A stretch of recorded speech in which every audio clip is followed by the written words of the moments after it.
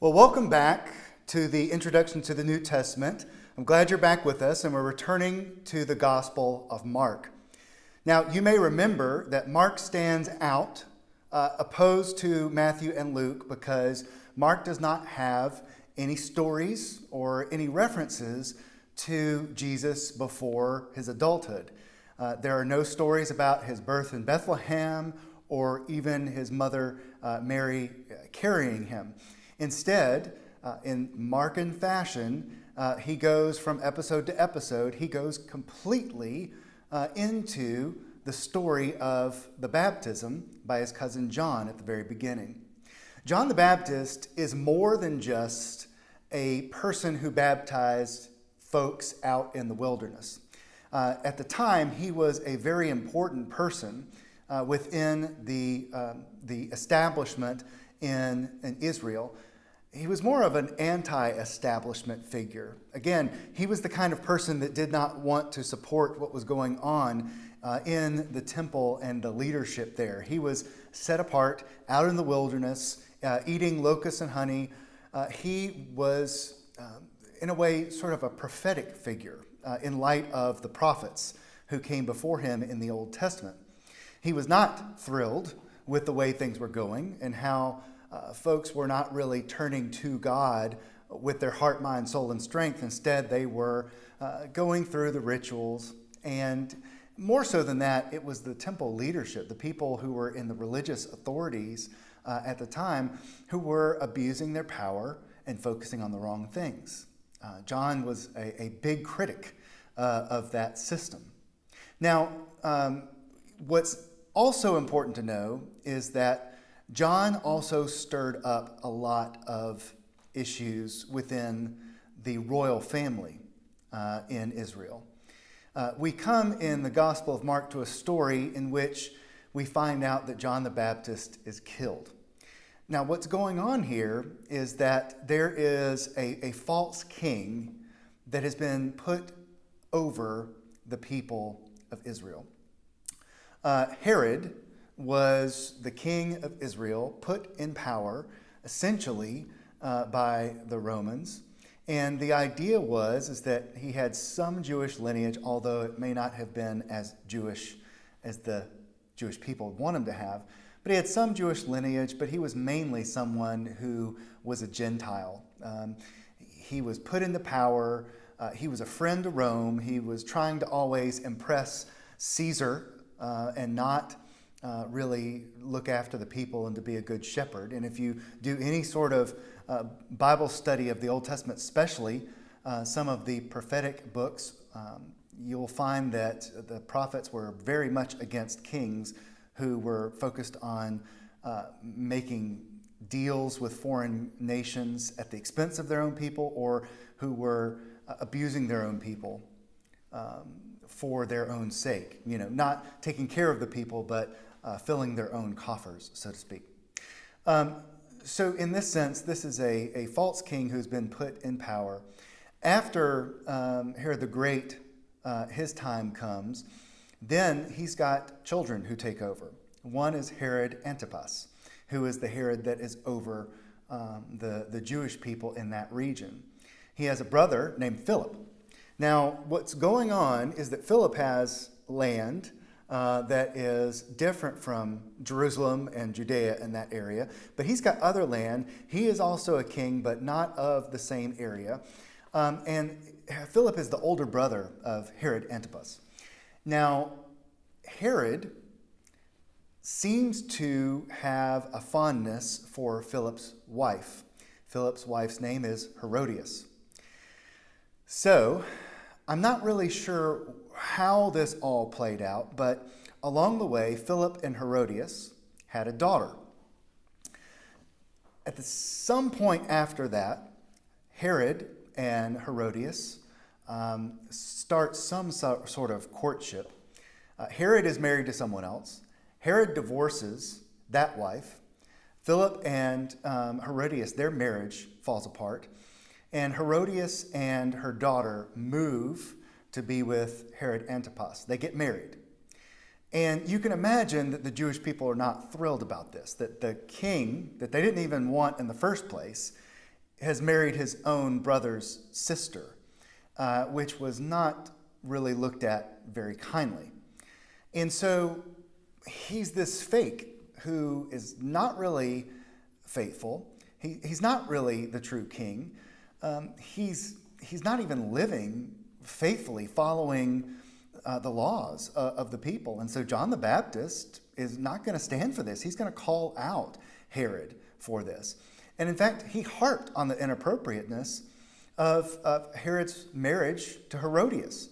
It was something that he talked about quite often, and it appears he even said it to his face, to Herod's face.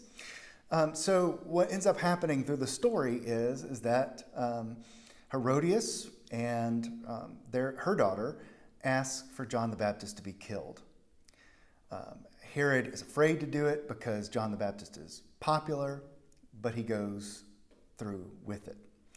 And so John the Baptist is killed. He's martyred, killed by Herod. In fact, he's beheaded. And some of John the Baptist's own disciples, because he had disciples that were different from Jesus' disciples, went and got his body and buried it the way that they were supposed to. So already in the Gospel of Mark, we've got a scenario in which the person preaching, John the Baptist, was standing up and condemning the practices and the hypocrisy of the people in power, including the religious establishment, including Herod as king, and he's killed for it.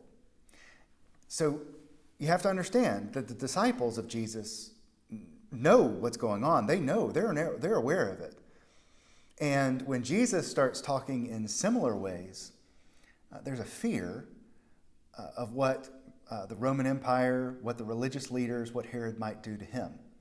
So it's important to know as we continue through today's lesson.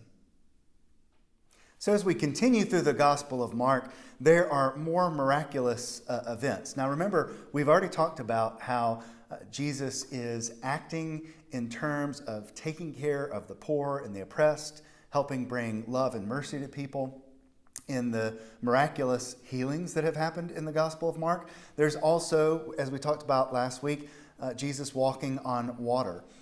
There are two events that occur that are very similar but a little bit different in the Gospel of Mark that are closer to that walking on water miraculous event. And this has to do with the feeding of the 5,000 and then also the feeding of the 4,000 that we encounter in the Gospel of Mark. Even though it is more about being a lord over creation and being able to multiply food instead of bringing healing to a person, we also need to understand that these are hungry people who are most likely poor, and there is a mass feeding going on. And so even though this veers a little bit more towards the miraculous events of walking on water and feeding people in terms of being a master of creation, there's still some of God's love and grace for the oppressed that is also contained in here. The first feeding that we find in Mark's gospel is the feeding of the 5,000.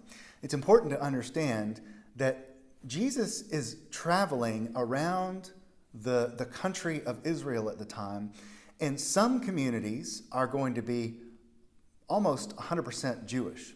Some communities are going to be a little bit more mixed in terms of there'll be some Jews and some Gentiles living together, and then other areas would be primarily Gentile. They would be mostly made of people that were not originally from Judea. So Jesus is on Jewish soil. So he's in a Jewish community in the time in which he feeds the 5,000. People are hungry. The disciples know this. They don't really know what to do. They can't send people home. They can't go and buy food and bring it to them. One of the things that was brought up is that they don't have 200 denarii, which one denarius is about the amount of a day's wage, as we talked about before. And so in this sense, that's 200 days' wages. They don't have that. There's no way that they have that. And so they're sort of stuck. They can't feed people and they can't send them home. What do? Well, through Jesus' leadership, they find 2 loaves and 5 fish. So 2 loaves of bread, 5 fish. And they end up giving this to Jesus, and he multiplies these into enough food for everyone. Now, I'm not sure if the author has picked this number in terms of 2 loaves and 5 fish, or if because this might have significance, or it may just be what happened. There was no intention other than that was actually what the people around Jesus had. But if you add those two together, 2 loaves and 5 fish, that's the number 7. And 7 is a number of completeness within Jewish apocalyptic thought that would have been well known at the time. So I'm not sure if that is the case here or not, that in a sense there was more than enough to feed everyone with this complete meal. But what ends up happening is, of course, Jesus multiplies the food. They're able to feed everyone, but there's more left over. There's way more food left over. People are full. They're not asking for more, seconds or thirds or whatever. There's just food left over. And so what they end up doing is taking baskets and passing them around and putting the leftovers in it. And they end up getting 12 baskets full of food that are left over. In the Greek language, the word basket in this story, in the feeding of 5,000, is a word for a basket that is uniquely Jewish. It is a Jewish-style basket that is used. 12 baskets of those Jewish baskets are left over. Now, the number 12 would be far well known by people that know Jesus and are from the Jewish population. Jesus has 12 disciples, but that's not the reason they would be aware of that number. The reason they would be aware of that number is because there are 12 tribes of Israel. That is the number of family tribes that existed in the exile and the number of tribes that existed when they came into the Promised Land. 12 areas in which those tribes populated within the land of Israel. And so if you're thinking about the number 12, that is a number that associates itself with the whole Jewish people. Now, at the time that Jesus is teaching and preaching, the 12 tribes are no longer completely present in the people of Israel. So much time has passed by, but not only that, there have been wars that have been fought, and the Assyrian Empire has come and defeated the northern kingdom of Israel and the tribes that were part of that, and they're lost to history. Whether they were mostly killed or they eventually intermarried into other populations. And so the Jewish population that exists at the time of Jesus is mainly from the tribes in the southern kingdom.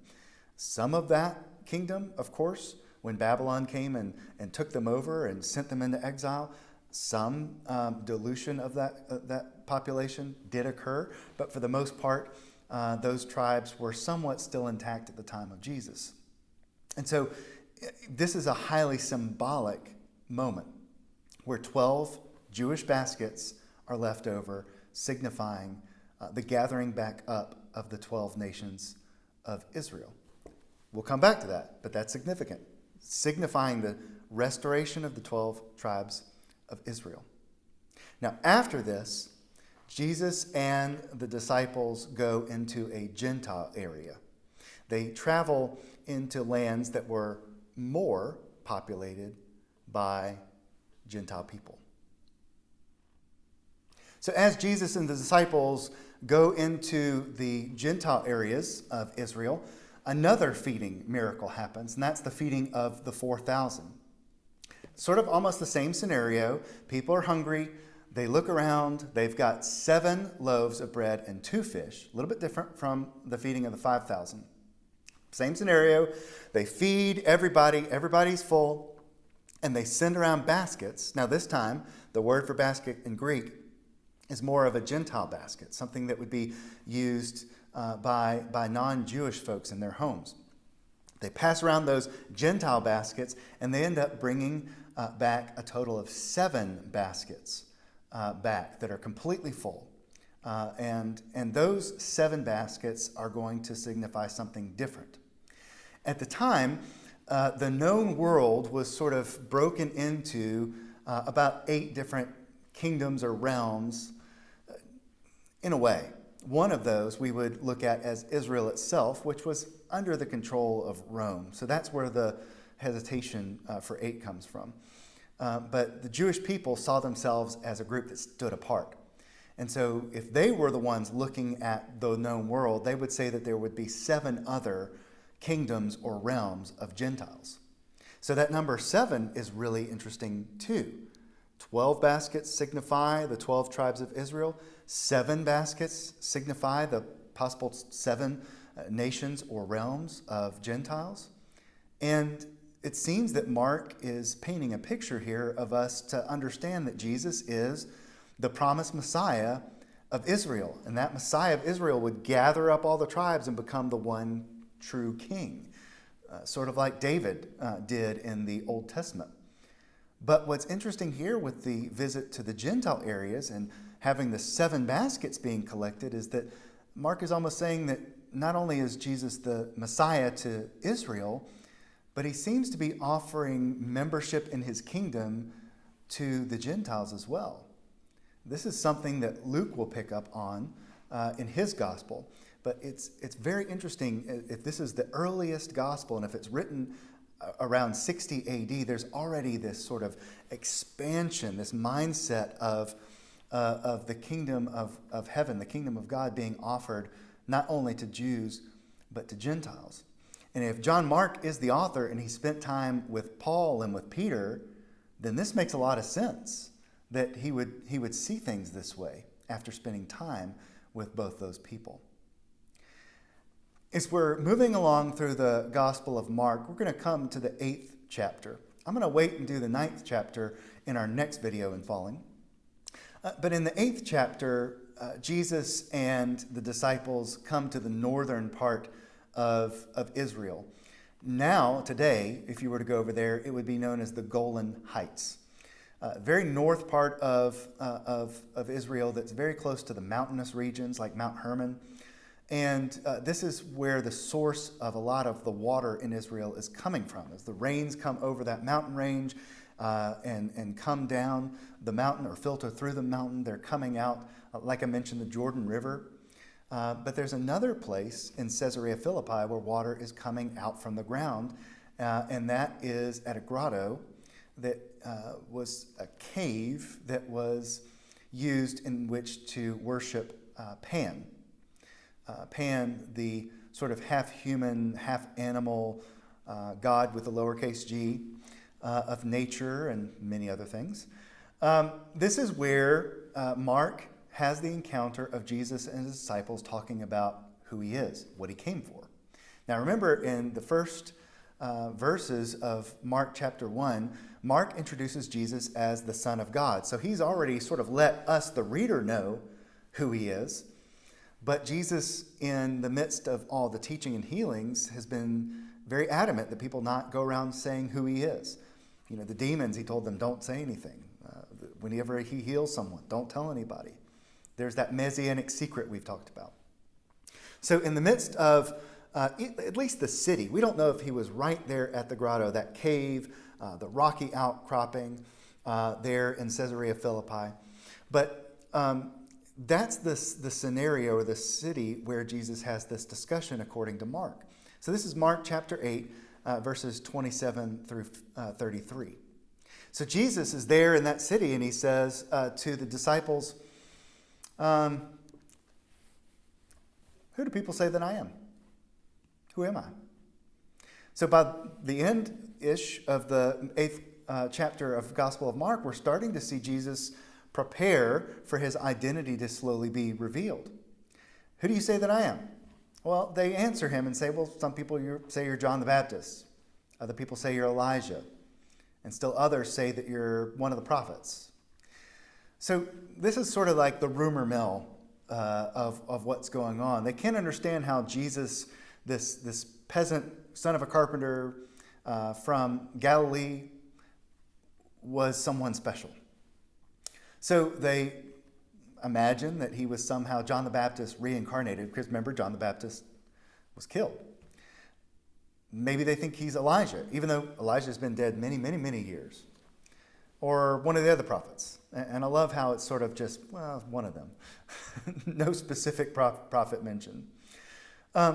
What's interesting is that there were actually these sort of urban legends going on at the time, we believe, that people were actually thinking that it's possible that Jesus was somehow a reincarnation of one of the other people on the list. Like, for instance, John the Baptist. Apparently, Herod was one of the people that was afraid that Jesus was somehow John the Baptist come back to life. So there was this fear that was happening, or these rumors that were happening. And it's not a faith, a religion where like reincarnation or people coming back to life was very common. That may be more of a Gentile belief, although it does happen in the book of Revelation, the Revelation of John, that some people believe that one of the Caesars is sort of the reincarnation of another Caesar. It gets complicated, but anyway, so Jesus says, who do they say I am? One of these people. And then Jesus says, well, who do you say that I am? And it's Peter who speaks up, and Peter says, you are the Messiah, the Son of God. So here we have one of his own disciples realizing that he is the promised one of Israel, the one who would bring them back together. He would be their king, reestablish them within the world. You are the Messiah. And what does Jesus say? Don't tell anybody. The Messianic secret. Again, Jesus lets it be sort of unofficially known. That's true. I'm the Messiah. Then Jesus starts talking about what that means. Jesus says that, the Son of Man must be persecuted. He's going to be rejected by the religious leaders. He's going to be killed. And after 3 days, he's going to rise again. Peter's not happy about this. And I'm sure the disciples aren't either, because, well, number one, it doesn't match with what they understand about the Messiah. The Messiah is not supposed to die and fail. The Messiah is supposed to be successful in bringing all of the tribes back together again and being their king and reestablish Israel on the world stage. That doesn't make sense. And secondly, maybe it's a fear of losing their friend and rabbi, or even putting their own lives in danger. Because if this is going to happen to Jesus, what's going to happen to them? So Peter is adamant. Nope, that's not happening, Jesus. And that's when Jesus says to him, get behind me, Satan. It's a strong word, isn't it, to be called that? Is it because that Jesus was showing him that to reject God's will, God's purposes, God's plan would be to be on the side of Satan? Is it because Satan is causing Peter to have this doubt or to respond in this way? I'm not really sure, but the inclination is that this is God's plan. God is smarter than we are. Just accept it, Peter. How we understand this is very important. But at the same time, I think there's a little bit of mystery here that we can accept as well, that Peter, he knows in his heart somehow that this is the Messiah. At the same time, he's just not ready or not even capable yet of really understanding the weight of what it means for Jesus to be the Son of Man, the Son of God, the Messiah, who enacts that leadership in a completely unexpected way. And so I don't know that there was any way for Jesus to really explain it. Maybe they had to walk the path to really understand it. After the resurrection, maybe it became clear. As Jesus unpacked the scriptures and explained, this is what I taught you, this is what I said, maybe that's the case. sometimes we're incapable of understanding something until we're on the other side of it. So just a couple more things on Caesarea Philippi and the scene between Jesus and Peter and the other disciples. The term Son of Man is something that might sound a little strange, because Mark introduced Jesus as the Son of God at the very beginning of the gospel. But the Son of Man appears a few times in the Old Testament, but it's used almost 80 times, I believe, in the New Testament. And it seems to be a messianic title, so focused on Jesus being the Messiah, the promised one of Israel.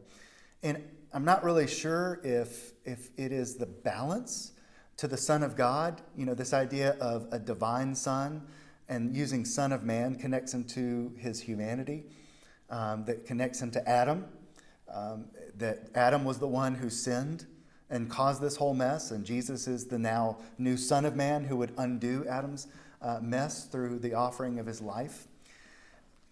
I'm not really sure about that, but this term Son of Man seems to be one that becomes accepted as a term for the Messiah of Israel. Now, I did mention that there was this rocky grove area in Caesarea Philippi that was a cave and a temple to Pan, the lowercase g god. Not only was this temple there, but there was also water flowing from a stream deep in the cave. And there was this belief, because they could not get to the bottom of the cave or the end of that cave, that somehow this cave and this spring was a gateway to the underworld. And so, this is a place where you might expect to run into something supernatural. You might expect to run into something that is sort of the intersection of humanity and divinity. And that's where Jesus decides to have the conversation about his identity and uses the term Son of Man. So there may be something there.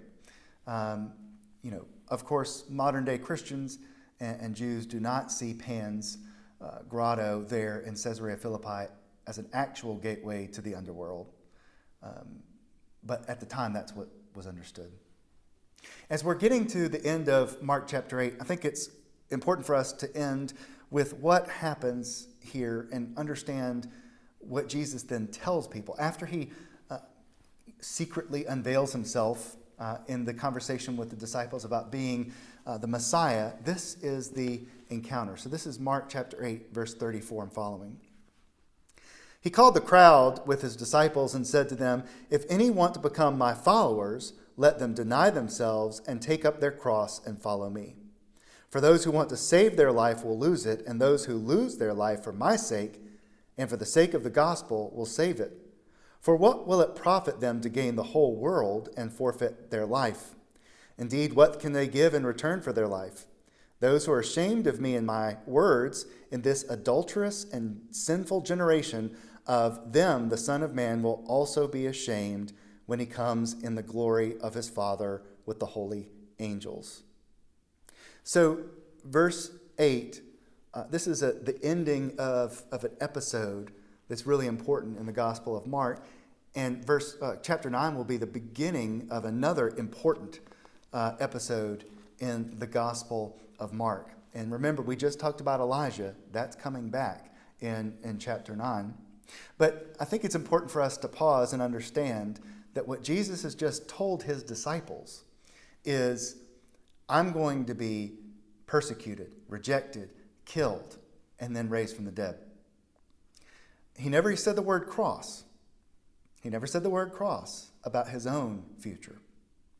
But then Jesus says to the disciples and others gathered there, who some may not be his disciples, if you want to follow me, you've got to take up a cross and follow me. So this is before Jesus dies on the cross, and so he's already talking about crosses. And you might wonder, well, why is he talking about a cross that hasn't happened yet?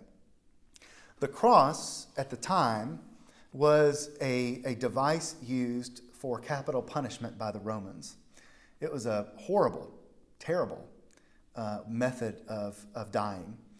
And it was used for people that had committed crimes against Rome, insurrection, terrible things. When a community near Galilee rose up against the Roman Empire around the time that Jesus was very young, the Romans crucified, put on crosses, many adult men and young men as well. So the cross is not something that they cooked up for Jesus. This is something that was used over and over and over again by the Romans to strike fear into the people.